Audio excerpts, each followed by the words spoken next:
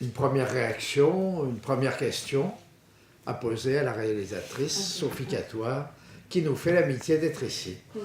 Oui, le problème des religions face aux réalités et preuves scientifiques, est-ce que vous l'avez un petit peu plus, on va dire, entrevu dans d'autres religions que notre religion chrétienne qui a mis tous les freins à tout ça, quoi?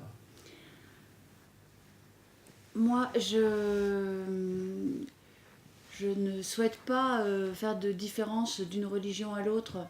Un peu comme le professeur Coppens, qui d'ailleurs pour la première fois exprime un peu le fond de sa pensée sur ce terrain. Depuis que l'homme est homme, il a besoin de répondre à la question d'où vient-il et où ira-t-il après sa mort. Et donc chaque société a créé son panthéon, a créé son mythe d'origine. Et quelle que soit sa forme, c'est toujours la même idée, c'est que l'imaginaire pallie un manque d'informations qui sont très difficiles à acquérir, qu'on obtient par petites tranches, j'ai envie de dire, puisque l'archéologie se fait par couches successives, mais qui malgré tout reste et restera sans doute longtemps impossible à sonder totalement.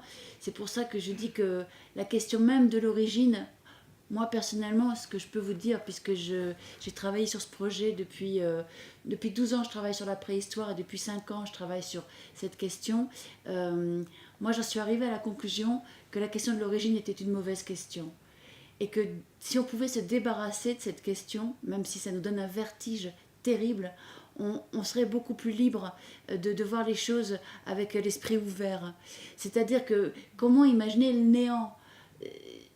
Pour moi, même le Big Bang, d'ailleurs, qui est une idée récente, qui a été émise au départ par un curé, un abbé belge, et qui a été reprise ensuite pour se moquer avec ce mot de Big Bang, mais qui a fait son succès, paradoxalement.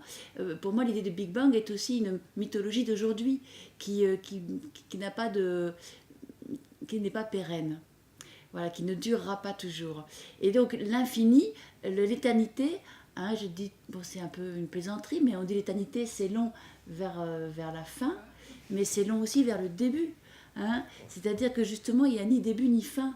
Et bon, moi, j'en suis là, c'est pas facile tous les jours à expliquer ou à vivre, parce que les repères, ça structure, ça donne un sens, ça permet aux gens de tenir debout. Et puis les religions, contiennent tout ce message moral du vivre ensemble, du respect mutuel, quelque chose qui peut construire des relations voilà.